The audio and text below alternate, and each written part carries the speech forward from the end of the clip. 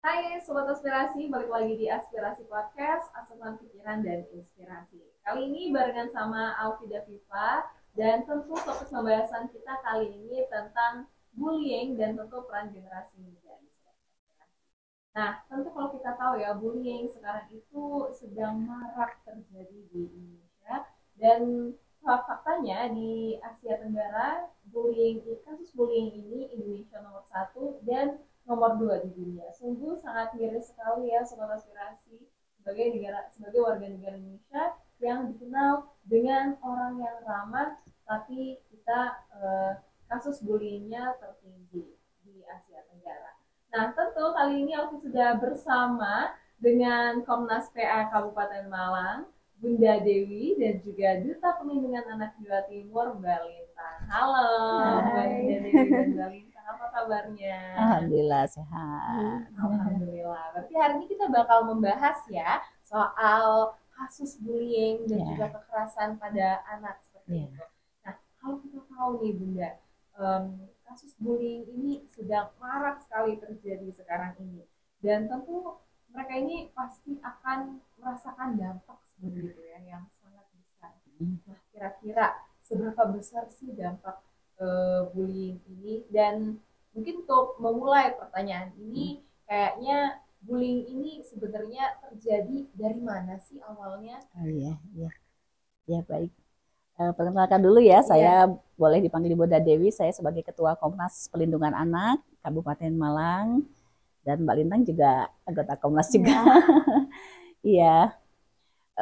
Setelah beberapa kasus bullying yang kita tangani secara teknis dan juga keadaan dan fenomena di lapangan ya, dari mulai kan kalau anak itu usianya kita dibatasi aja pembahasannya ya, eh, bullying anak ya antara 0 sampai 18 tahun itu dampaknya sangat luar biasa. Makanya kenapa kok pemerintah sampai mengeluarkan undang-undang ya, dari mulai ringan, sedang, berat ya. Ringan mungkin anak jadi murung, sering menyendiri, tidak mau interaksi, itu termasuk yang ringan.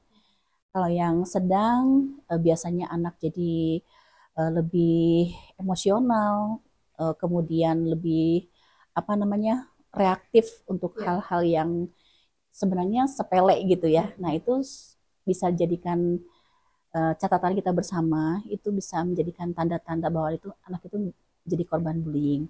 Kalau yang berat itu sampai anak sampai frustasi, putus asa, menyakiti dirinya sendiri, bahkan ke arah bunuh diri. Nah, sampai segitu besar dampaknya, makanya pemerintah mengeluarkan undang-undang, dan kita sendiri juga, saya sebagai Ketua Komnas Perlindungan Anak menghimbau ya kepada semua lapisan masyarakat bahwa ini adalah tanggung jawab kita bersama. Ini sudah sangat tinggi angkanya, sudah sangat miris, dan dampaknya dari bunuh diri karena bullying itu sangat tinggi. Berarti ini sebenarnya bisa mengarah kepada kriminal loh, bunuh diri itu. Karena ada beberapa juga yang tadinya bullying, ya kasus yang kita tangani juga begitu. Yang tadinya itu sebagai pembulian biasa, tapi berakhir dengan suatu tindakan kriminal karena memang sudah meninggal. Meninggal, dibully, dikeroyok, dan meninggal korbannya. Nah, kenapa itu terjadi ya? Ini menjadi evaluasi kita bersama ya, dari tataran pendidikan terdini sampai tinggi, bahwa sebenarnya eh, pendidikan itu berawal dari yang paling dini, landasan atau basicnya itu masa pembentukan itu masa 0 sampai 7 tahun. Ketika di masa itu ada anak yang eh, ada kurang dewasa Sayang, oke. dalam kurang matang dalam pengasuhan di usia dini, di mana anak kekurangan kasih sayang, kekurangan cinta, ya, tangki cintanya masih banyak yang bocor, kosong, ya, anak belum pernah merasakan seperti apa rasanya disayangi, dicintai, dihargai, diterima apa adanya, ya, kemudian mendapatkan hadiah ketika dia menginginkan, dan semua yang seharusnya didapatkan di usia masa pembentukan itu Kalau di situ ada kebocoran atau ada ketidakmatangan, itu penyebab utama. Ya, karena seorang pembuli ini data loh ya. Biasanya seorang pembuli itu awalnya adalah korban bully. Dia membuli di luar, biasanya dia terbiasa dibully di rumah. Kemudian pembuli itu biasanya tidak pernah merasakan eksistensi dia diterima apa adanya. Jadi ketika di lingkungan yang dimana dia berkesempatan ya untuk menemukan eksistensi, yaitu ketika ada objek yang terlihat lebih lemah dibandingkan dengan dia, oh ini nih kesempatan aku untuk mencari eksistensi. Jadi orang yang konsep dari pendidikan ya, akhirnya konsep hidupnya negatif, kemudian dengan cara itulah menurut dia paling benar, dengan cara merendahkan, melecehkan orang lain, dia akan mendapatkan eksistensinya. Nah, itu sebuah konsep yang salah. Dan konsep itu berawal dari keluarga. Ya, jadi mari kita semua kembali kepada keluarga. Karena misalnya kita katanya rame-rame bullying itu terjadi di pondok pesantren juga. Ya, padahal sebenarnya tidak sepenuhnya benar. Karena kan kalau pondok pesantren itu rata-rata kan usia SMP ya. Nah, SMP, SMA ya gitu. Padahal usia SMP, SMA itu adalah masa usia berikutnya loh. Setelah masa pembentukan ini. Nah, kalau masa pembentukan ini tidak matang, kemudian sudah dipondokkan, akhirnya di pondok terjadilah itu. Ya, jadi bukan pendidikan pondoknya yang salah, bukan pendidikan pondoknya yang walaupun memang harus tetap ada evaluasi ya, tetap harus ada pembenahan juga. Ya cuma tetap ini ya Mbak Lintan ya, tetap harus evaluasi bersama ya di semua jenjang ya, agar nanti ketemu mana yang harus diperbaharui, mana yang harus diperbaiki. Nanti akan ketemu. Tadi ngomongin soal pembelian di pondok pesantren. Sekarang ini banyak sekali nih Mbak Lintang dan Bunda Dewi. Kalau orang tuanya itu mikir, aduh ini anak kayaknya udah nakal kayak gitu kan, udah susah lah buat diatur kayak gitu. Dipondokin aja. Iya, ngomong kasar, dipondokin aja lah ya. Nah mungkin itu ya Bunda ya yang kesannya tuh pondok itu pembuangan. Iya, pembuangan anak-anak yang nakal kayak gitu. Harap ekspektasinya ini tadi si anak bisa lebih baik, ilmu agamanya baik, padahal itu bisa berlanjut ya Bunda ya. Iya. Ya tetap kasus itu harus dilihat kasus per kasus, tidak bisa digeneralisir ya, tidak bisa dipukul rata. Ya ada anak memang muncul kesempatan untuk dia membuli itu ada di pondok. Tetapi ini memang sudah tuntunan ya, tuntunan dari Al-Quran ya, dari Allah dan Rasulnya, bahwa sebenarnya dengan mengikuti tahapan-tahapan pendidikan sesuai dengan yang dituntutkan, insya Allah aman sih. Jadi anak boleh dipondokkan ketika dia sudah disiapkan. Dari rumah. Iya, disiapkan, dimatangkan sesuai dengan jenjang pendidikannya itu. Ketika sudah dimatangkan, jadi di pondok mendapatkan pendidikan keagamaan dan pendidikan akademis juga itu lancar gitu, lancar dalam arti dia tetap ada di dalam fitrahnya, fitrah cinta kasihnya tidak hilang di pondok, fitrah ketauhidannya tidak hilang gitu, semuanya justru akan diperkuat dengan dia masuk ke pondok. Nah, ilmu agamanya. Iya, nah itu seharusnya seperti itu. Tapi banyak kesalahan-kesalahan yang stigma-stigma masyarakat gitu yang dianggap itu adalah suatu hal yang benar gitu ya. Dan insya Allah kalau di rumah sudah matang, anak sudah disiapkan masuk ke pondok, angka-angka ini ya, angka-angka bullying di pondok akan bisa ditekan. Ya, insya Allah. Berarti lagi-lagi bullying ini merupakan evaluasi bersama ya. Tidak bisa dari diri sendiri, mungkin ini bisa saling menyalahkan juga, tidak boleh ya. Gitu ya. Nah, gimana nih Mbak Bintang? Kalau saya mau menambahkan ya, sebenarnya kalau misal kita munculnya stigma-stigma itu kan karena berdasarkan fenomena yang sebelumnya udah terjadi.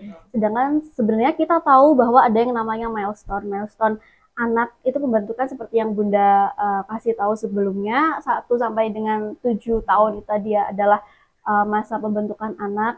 Kalau dari usia milestone-nya sendiri, apabila memang sudah dipenuhi dari orang tuanya, maka tidak akan ada yang namanya bullying-bullying itu tadi. Karena kan pada usia milestone-nya, ketika seseorang orang tua yang mendidik anaknya itu tadi akan memberikan anak tersebut boundaries. Nah, dengan munculnya boundaries ini, tidak mungkin muncul yang namanya bullying itu tadi, karena ada mindfulness juga, ada sadar penuh hadir utuh kan. Jadi mau anak dibuang kemana aja, tapi kalau memang sudah diberikan pendidikan dasar, Dibuang. iya maksudnya mau di sekolah, ditaruh di mana aja, walaupun bersama dengan lingkungan, nggak mungkin Ya, nggak ikut mungkin, tercemar seperti itu. Jadi pentingnya orang tua untuk membangun boundaries anaknya sendiri seperti itu. Terus memang kan biasanya kan ini ada fenomena lagi, kalau bullying itu kan terjadi social bullying, artinya tuh dia bareng-bareng gitu, Bersama. bersama-sama, Ya. jadi dikeroyok gitu ya. Ini Ya. kan ya beberapa yang meninggal itu kan karena dikeroyok.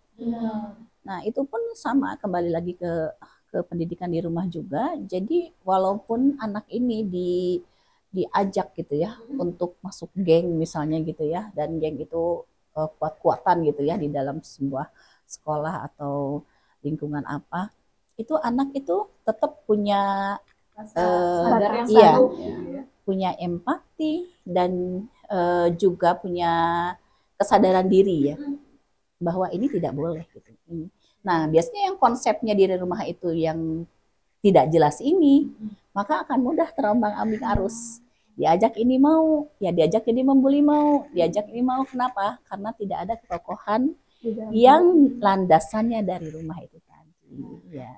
Kan kita berbicara tentang landasan atau pendidikan dari rumah Iya. yang penting.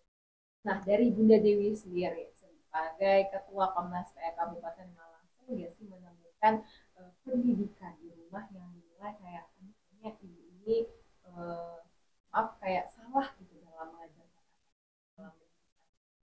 Nggak sih Bunda? Hal yang seperti apa kayak gitu? Mungkin di sini para ibu di Aspirasi Podcast sedang menonton kita. Iya, betul sih, itu termasuk sering sekali ya, karena pertama saya juga punya klinik holistik ya, sebagai owner dari klinik holistik, dan juga saya sebagai terapis mental, dan juga sebagai ya yang memberi terapi itu akhirnya sekeluarga gitu. Nah dari itu ketemu banyak hal ya, ketemu banyak hal bahwa Gitu ya. iya, makanya ketika ada pasien lah katakanlah gitu ya, atau kalau ke Komnas itu ya ada klien yang walaupun kita ini relawan gitu ya, insya Allah relawan ya, ikhlas, iya nanti apa namanya gajinya di surga, insya Allah ya. Banyak menemukan fenomena anak yang sangat luar biasa di luar dugaan gitu ya. Kita juga sempat terkaget-kaget sih di awal-awal bahwa anak dari mulai kelas 5 SD ternyata dia sudah menjajakan dirinya gitu. SD loh gitu. Saya juga kaget, ternyata setelah ketahuan yang satu SD ini bermunculanlah banyak dari keluarga itu. Bukan di ini yang lain ya, di karena ya ke permukaan naik, karena sebenarnya laporan yang masuk ke Komnas ini sebenarnya sudah banyak, tetapi yang harus kita tahu yang mereka tidak lapor jauh lebih banyak sebenarnya, ya jauh lebih mereka banyak. menormalisasi itu kayak aku kayaknya baik-baik saja seperti itu kayaknya. Bisa itu ya, banyak hal sih ini alasannya, bisa alasan itu, kemudian juga percuma gitu mau lapor juga, saya sebagai korban emangnya saya bisa menang nanti di pengadilan misalnya kayak gitu, emangnya saya bisa sebagai orang yang lemah itu ya udah daripada nanti menghabiskan waktu, menghabiskan energi, tiwas ini kalau bahasa ini tiwas nanti malah kita wis habis segala macem, ternyata kita tetap aja jadi yang kalah gitu, nggak usah lapor atau lebih kepada menutupi aib, bisa itu banyak sih alasannya untuk tidak lapor. Tetapi kalau semakin banyak yang tidak lapor, akhirnya para pelaku itu tidak mendapatkan ya hukuman yang seharusnya dia dapatkan, nanti akan semakin menggurita takutnya seperti itu. Makanya saya juga menghimbau di sini, ya ayo kita berjuang sama-sama demi kemanusiaan, demi keadilan, demi masa depan anak Indonesia. Ya karena anak Indonesia ini harus mendapatkan pelindungan yang terbaik. Karena mereka calon pemimpin bangsa kan. Bagaimana mereka akan memimpin bangsa ini ketika luka-luka batin dari kekerasan yang mereka dapatkan baik itu di rumah ataupun di luar rumah belum dituntaskan. Bagaimana gitu. Nah, ke situ. Tadi apa yang di ini Mbak yang lebih ke apa yang tadi mungkin perilaku dari rumah seperti itu yang dinilai mungkin masih sampai sekarang dinormalisasi oleh ibu-ibu di rumah. Oh iya, ibu-ibu tadi itu ya. Iya, betul. Jadi ketika ada klien atau pasien, biasanya yang kita panggil itu orang tuanya dulu. Karena harus tuntas di sisi orang tua. Karena anak itu hanya cerminan orang tua. Seringkali anak kemudian kita terapi, kita konseling, kita bina.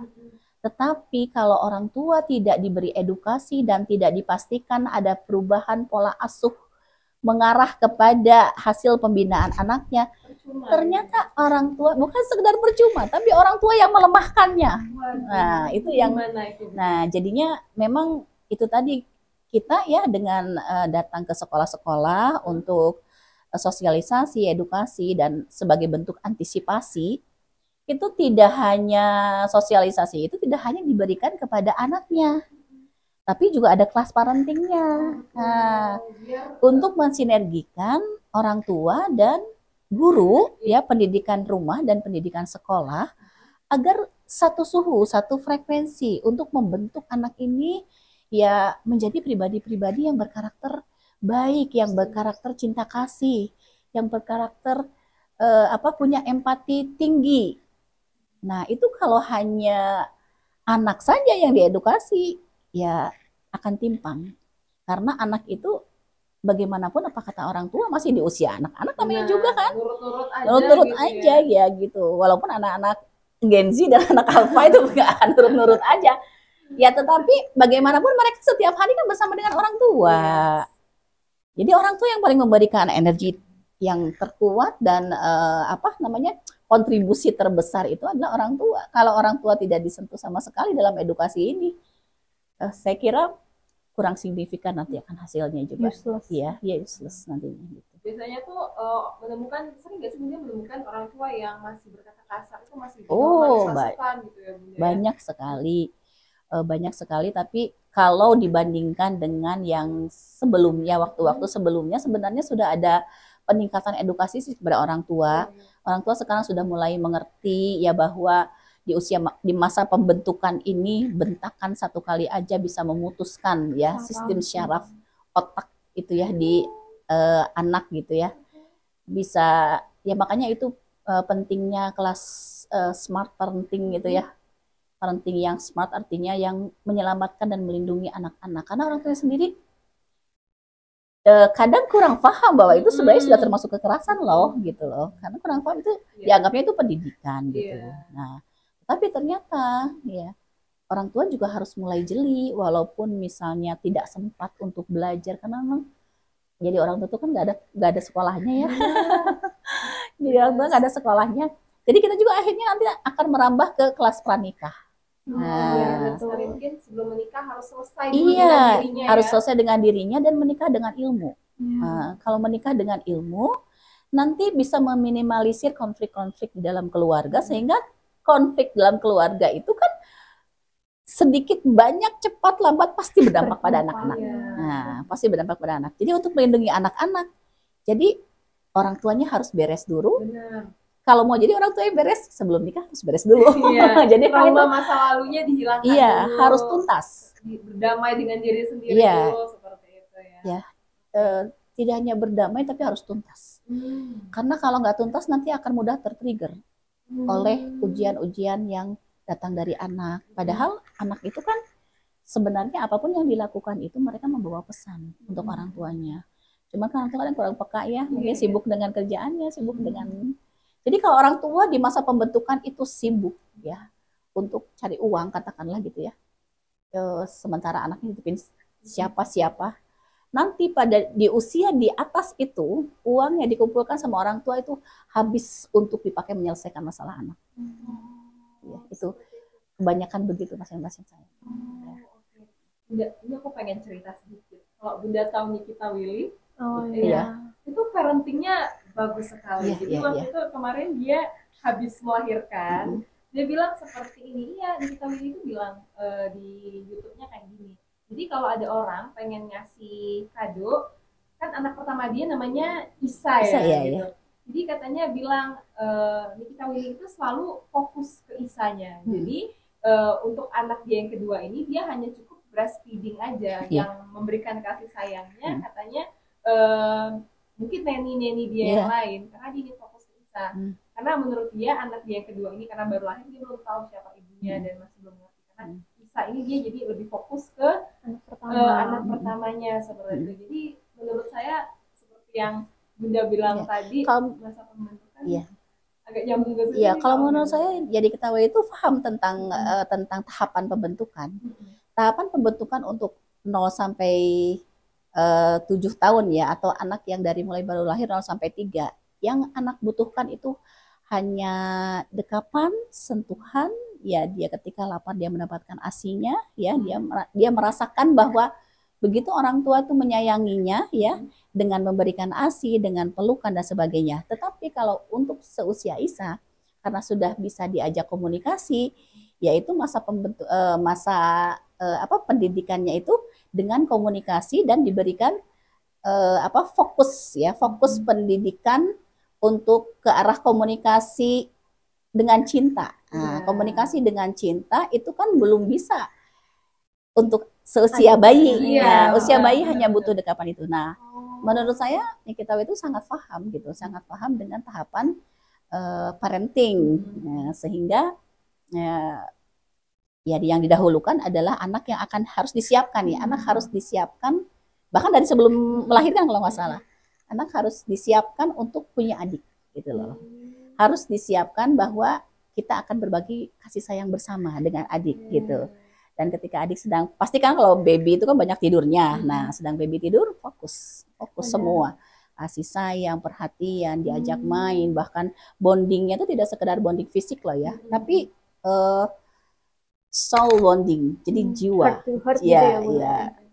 Bonding antar jiwa. Nah, bonding antar jiwa itu yang memberikan bekas kasih sayang pada anak, sehingga anak walaupun jauh secara fisik, misalnya udah kuliah kan ya, kadang mondok itu, tapi jiwa ibunya selalu ada di sini, ya bersama dengan anaknya. Jadi fisik itu tidak jadikan ukuran. Walaupun dia jauh, tapi ibunya selalu merasa menjaga di sini, yang merasa Allah melihat dirinya, jadi dia tidak akan berbuat yang buruk gitu. Nah, itu luar biasa itu. Landasan itu sebenarnya di situ. Ya, merasa dekat dengan Allah yang menciptakannya dan akan menilai semua perbuatannya, dan juga merasa dekat dengan ibunya yang selalu memberikan kasih sayang dan curahan ya. Namanya curahan itu kan mencurahkan gitu ya. Jadi dia nggak sekedar lewat aja gitu, tapi mencurahkan gitu. Jadi harus ada quality time-nya itu benar-benar harus dimanfaatkan ya. Jadi quality time itu tidak hanya sekedar, kan banyak sekali kan orang tua yang seharian gitu sama anaknya, tapi anaknya ngapain, ibunya ngapain gitu. Itu tidak ada ini ya bonding, tidak ada attachment dan kedekatan emosional dan kedekatan spiritual. Nah, kedekatan emosional dan spiritual itu di masa pembentukan itu gitu, yang sering terlewatkan sama orang tua. Saya juga karena beberapa hal yang baru tahu ketika anak-anak saya udah besar, wah ini udah kelewat. Tapi ya better late than never. Jadi yang terlambat. Karena anak itu harus punya adik juga ya Bunda ya. Iya harus, untuk belajar dari situ kan belajar empati. Ya belajar membangun kedewasaan sosial itu bersama, karena harus ada temannya. Ya. Dan kalau misalnya anak yang tunggal harus ada pendekatan yang lain gitu loh, dengan cara yang lain maksudnya. Ya. Nah, ini kita geser ke perilaku bullying tadi.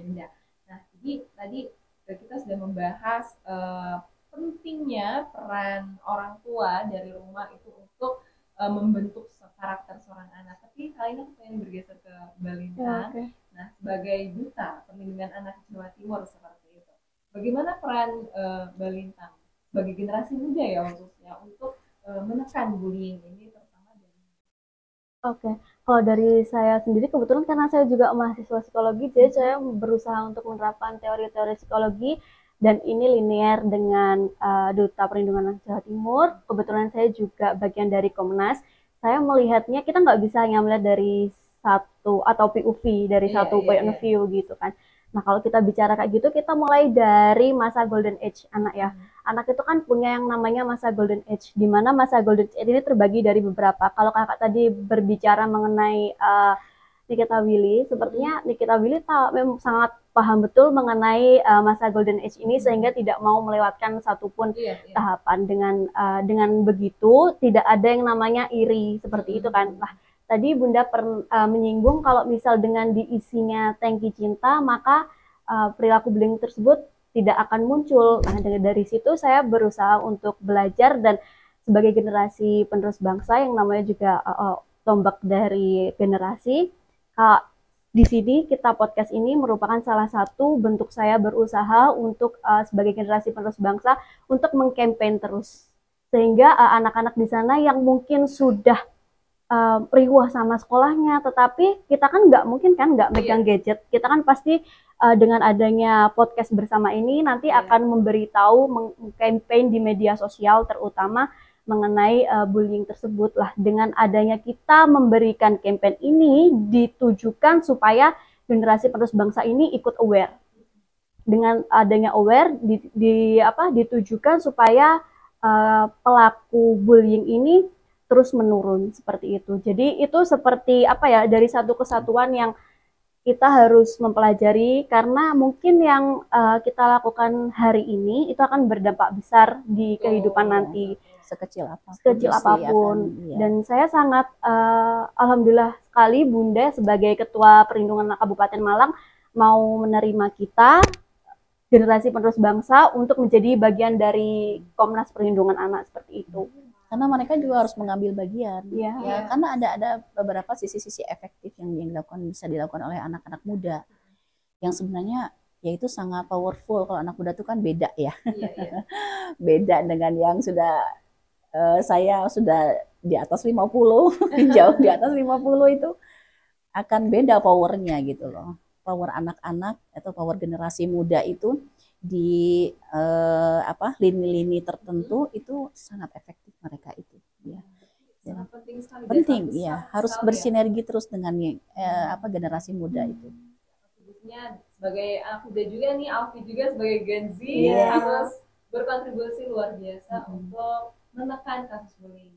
Dibutuhkan karena semuanya ini tanggung jawab bersama gitu. Kita harus bersama-sama, nggak bisa kalau nggak bersama-sama akan kalah dengan pergerakan untuk menormalisasi bullying ini. Dan supaya angka kasus bullying di Indonesia turun ya ampun, banyak sekali sih sekarang di media sosial kan. Kami kita bergeser ke media sosial itu cyberbullying.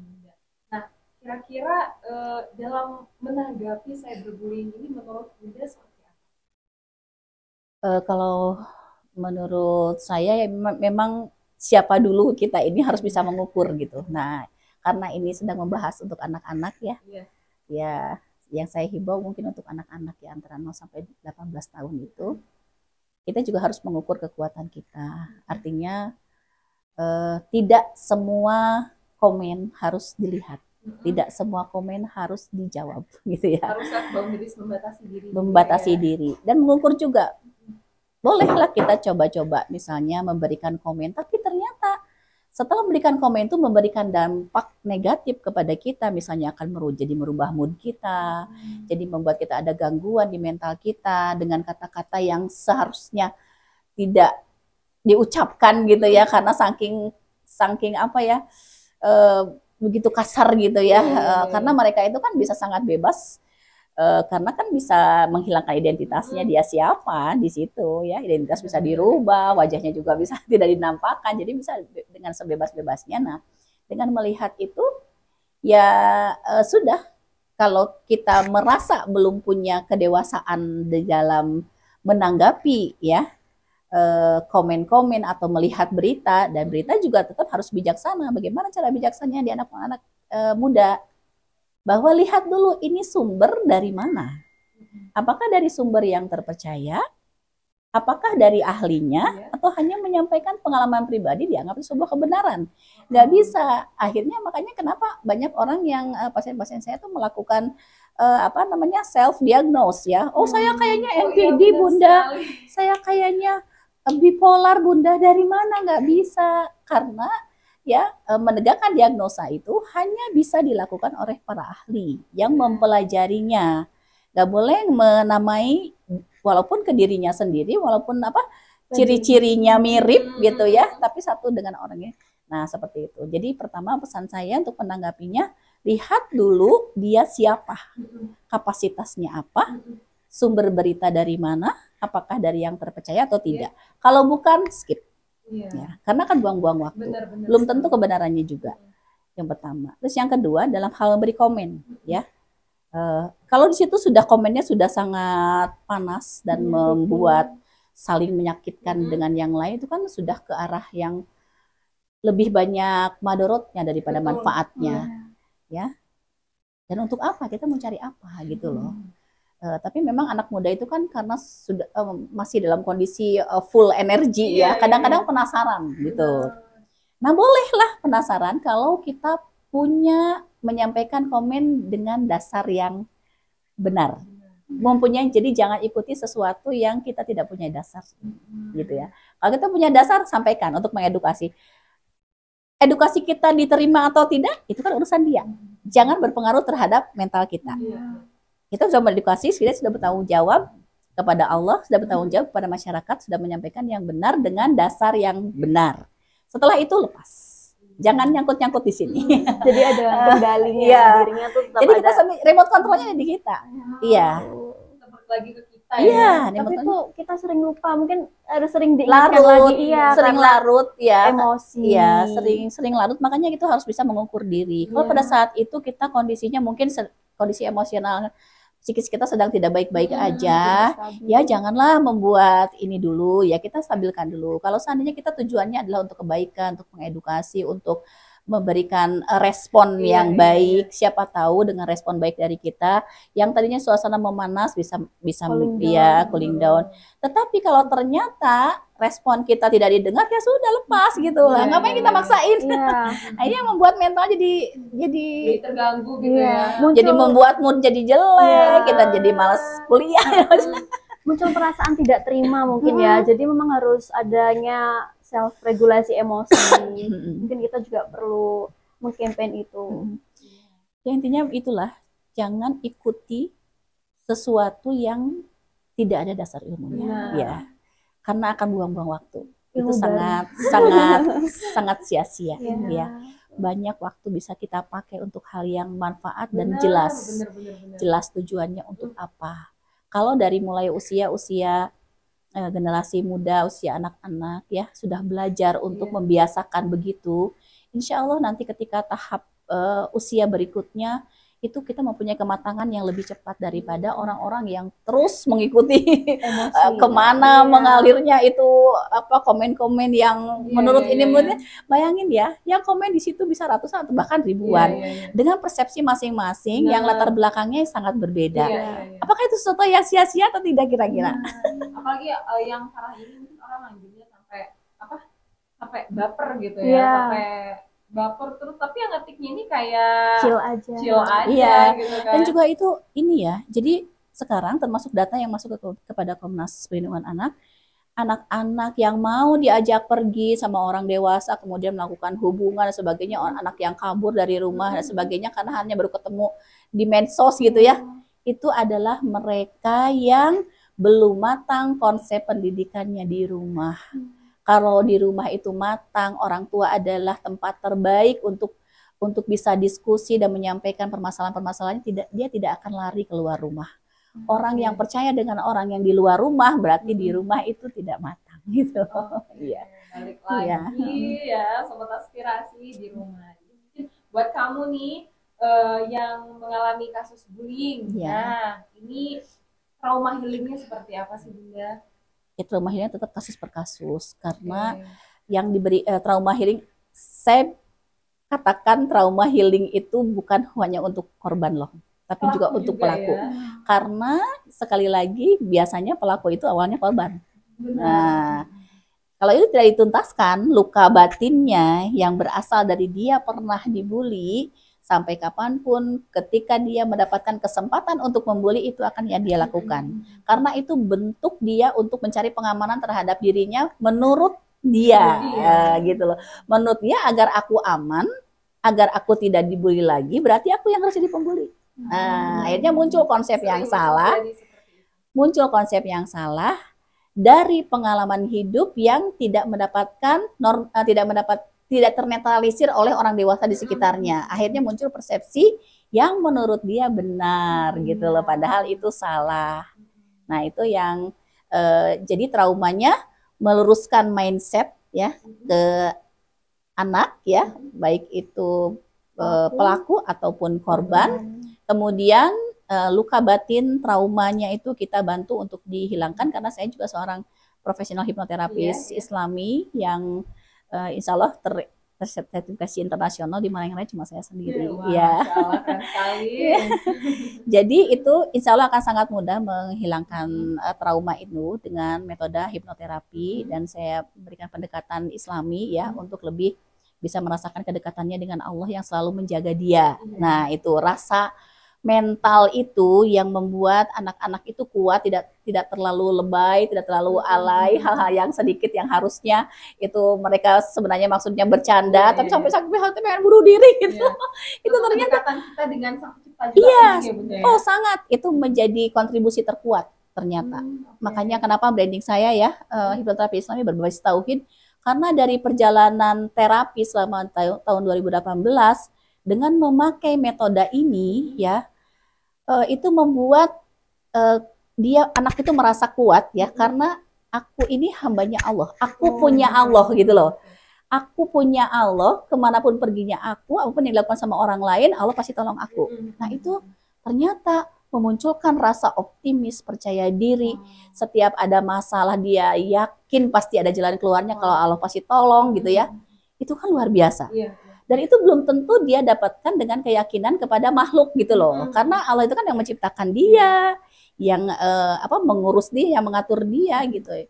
Seperti itu yang saya ini kan yang biasanya saya terapikan, dan sampai saat ini saya masih meyakini bahwa itu yang paling efektif sampai saat ini ya. Ini kayak kalau percaya sama Allah, insya Allah semuanya berjalan dengan lancar kayak gitu ya. Karena cuma Allah yang punya jiwa dia, nggak ada yang bisa ganggu dia gitu. Iya, kan yang lemah itu kan kalau dia merasanya lonely gitu loh. Iya, merasanya kesepian itu kan masih sendirian. Tapi sendirian tuh nggak percaya kalau Allah itu ada gitu loh. Kalau merasa Allah itu ada, itu yang membuat kuat ternyata. Itu yang harus terus disosialisasikan loh ke anak-anak muda ini. Anak muda itu kayak krisis kebersandaran gitu loh. Jadinya kena senggol dikit udah. Emang kita harus sering-sering podcast kayaknya ya. Podcast jadi ada insight baru. Memang kalau aku bisa simpulkan dari perkataan kita tadi, obrolan kita tadi, jujur ini merupakan kompleks ya, dan aku baru tahu Bunda, ini juga ilmu baru buat aku. Kira bully itu cuman sekedar dari ini dia trauma masa lalu atau dari rumahnya nih belum benar gitu. Ternyata lebih kompleks dari itu ya Bunda ya. Ya karena kan bullying itu macam-macam, ada yang bullying verbal ya, fisik, seksual, cyber ya. Itu punya latar belakang sendiri-sendiri itu. Jadi kita akan ya Masya Allah ya, dengan bersama-sama di Komnas ya, banyak sekali pelajaran hidup yang bisa kita dapatkan, hikmah-hikmah hidup gitu ya. Ya, dan bersyukurnya ini mungkin cara Allah untuk bisa bermanfaat gitu loh. Karena banyak yang membutuhkan. Ya, ini sekarang yang sedang didampingi oleh kita adalah anak usia 2 tahun yang minta kepada kita pendampingan ya. Hasil visumnya sudah positif, mengarah kepada orang tersebut. Anak 2 tahun. Iya, ya. Dan ini juga ada satu lagi, dan yang harus menjadi catatan bersama, ini fenomena terbaru dari data dari Dinas Sosial juga, bahwa ternyata korban-korban ini adalah pelakunya orang-orang terdekat. Orang dekat dan orang terdekat. Ini harus berhati-hati. Ya. Orang tua harus lebih safety dan bondingnya harus lebih ini dari sebelumnya. Karena ini memang katanya orang ini akhir zaman ya. Benar-benar harus beda gitu dengan orang tua dulu dibesarkan seperti apa. Beda ini zamannya gitu. Beda zaman. Harus lebih. Kadang orang tua itu masih dulu tuh kata nenek kamu tuh gak kayak gini, sering banget kan bunda ya kayak gitu. Padahal zaman udah gimana ya, sudah kadaluarsa. Kita udah serba digital sekarang. Seperti itu. Mungkin pesan Alfia buat para Gen Z yang ingin menikah, tolong menikah dengan ilmu. Menikah dengan ilmu ya. Selesaikan dulu semuanya ya bunda ya, traumanya, dan harus bisa untuk melakukan pranikah kayak gitu. Iya, edukasi pranikah. Ini ya, saya mungkin sedikit ini karena pengalaman ini seperti ini. Kalau orang yang mau menikah ya, udah punya teman dekat misalnya gitu, mau ke jenjang selanjutnya, dari kedua belah pihak itu luka batinnya belum selesai. Berarti dia menikah itu dengan luka. Jadi luka dengan luka, lukanya double. Nah, iya, jadi akhirnya nanti dia punya anak ya. Lukanya itu kalau belum dibereskan lagi, belum dituntaskan lagi, itu lukanya itu diwariskan kepada anaknya. Nah, ini yang berbahaya, makanya itu yang menikah dengan ilmu tuh kita akan bikin ini ya, nanti bikin program ini yang untuk pranikah ini loh, karena untuk memperbaiki generasi ke depan kan dari mulai pranikah dulu kan ya. Karena bisa datang lagi ngobrol di aspirasi. Ini PR untuk kita ya Bunda, Komnas, jadi stay tune di Instagram kita ya. Nanti akan banyak informasi di Instagramnya Komnas Perlindungan Anak Kabupaten Malang. Nah, Mbak Lintang sebagai Duta Perlindungan Anak, mungkin setelah mendengarkan ini banyak nih para Gen Z yang pengen jadi kayak Mbak Lintang, mungkin gabung menjadi volunteernya. Nah, itu seperti apa nih? Kebetulan kita lagi buka open recruitment volunteer ya di Instagramnya. Kalau yang mau daftar mungkin sih ada hotline-nya juga, tapi untuk para Gen Z mungkin bisa buka di media sosialnya melalui Instagram. Di situ ada Komnas PA Perlindungan Anak. Kalau untuk yang mau gabung bisa langsung chat di DM aja ya. Nanti kita juga bakal ada program kerja yang akan kita lakukan bersama, dan saya minta untuk Gen Z mau ikut serta ya, karena mau bagaimanapun kita yang sebagai generasi penerus bangsa, kita juga harus mau ikut jebur ke dalam Komnas ini, karena berjuang bersama. Di sini kita nggak ada paid ya, jadi memang benar-benar volunteer, tidak ada dibayar ataupun bagaimana, dan saya harap kesadarannya untuk para Gen Z untuk mau ikut di dalam Komnas Perlindungan Anak, karena nanti kita juga akan dibimbing oleh Bunda Dewi Irvani juga sebagai Ketua Komnas Perlindungan Anak Kabupaten Malang, seperti itu. Jadi buat sobat aspirasi mungkin yang tertarik bisa sekali join ya, menjadi volunteer, belajar caranya mengedukasi lebih dekat dengan anak-anak. Iya, jadi nggak perlu takut, saya nggak punya ilmu untuk ini, nggak apa-apa, kita bakal dibimbing. Ada pelatihan. Dulu kita wawancara dulu ya Bunda, dan pasti diterima dengan baik di keluarga besar Komnas Perlindungan Anak Kabupaten Malang, seperti itu. Dan tertarik bisa join nih sobat aspirasi.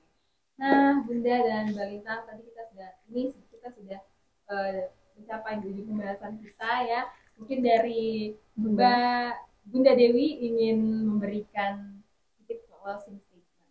Itu bisa dilanjutkan oleh Mbak Lintang. Ya, kalau dari saya sebagai Ketua Komnas Perlindungan Anak, ya mari bersama-sama saya himbau kepada siapapun seluruh lapisan masyarakat bahwa ini ada tanggung jawab kita bersama.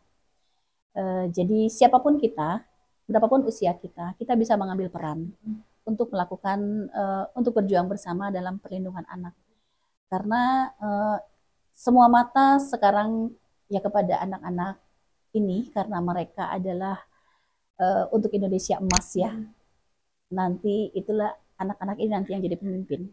Bagaimana kita menjadi Indonesia emas yang benar-benar harapan ya dari semua masyarakat Indonesia. Kalau anak-anak Indonesia tidak kita lindungi, dari seluruh hak-haknya harus terpenuhi. Mereka menjadi anak-anak yang sehat lahir batin, mental, fisik dan juga intelektual ya. Semuanya harus sehat, ada di dalam lingkungan yang sehat. Insya Allah perjuangan ini, ikhtiar kita ini tidak akan mungkin sia-sia. Sekecil apapun peran kita, pasti akan sangat berarti di masa yang akan datang. Ya. Oke, kalau saya lebih untuk mengajak teman-teman Gensi ya, berapapun usianya, mungkin bisa dimulai dari anak SMA ya Bunda yang mungkin mau bisa sampai kuliah dan tidak harus asli Malang. Kebetulan karena saya juga asli dari luar Malang, yang mau mungkin mahasiswa, kita akan dibina, diberi ilmu yang baru dan tidak perlu merasa takut karena kita benar-benar seperti keluarga, kita open, tidak ada persyaratan khusus seperti itu. Saya nanti minta untuk kesediaan teman-teman untuk mau bergabung bersama Komnas Perlindungan Anak Kabupaten Malang dan itu pasti akan bermanfaat untuk kita semua. Seperti itu. Terima kasih. Terima kasih Bunda Dewi dan Mbak Lintang, bahasan hari ini luar biasa sekali. Saya juga merasa teredukasi dan banyak hal-hal baru yang saya dapatkan hari ini. Terima kasih sudah mau datang ke ya. Aspirasi Semoga Podcast. bermanfaat untuk semuanya ya. Dan semoga edukasi ini bisa sampai menyebar ke kamu ya Sobat Aspirasi dan juga ke teman-teman kamu. Terima kasih Sobat Aspirasi yang sudah dengerin Aspirasi Podcast kali ini bersama dengan Komnas PA Kabupaten Malang dan juga Duta Perlindungan Anak Jawa. Saya Alfida Rifat, see you next episode. Lancar.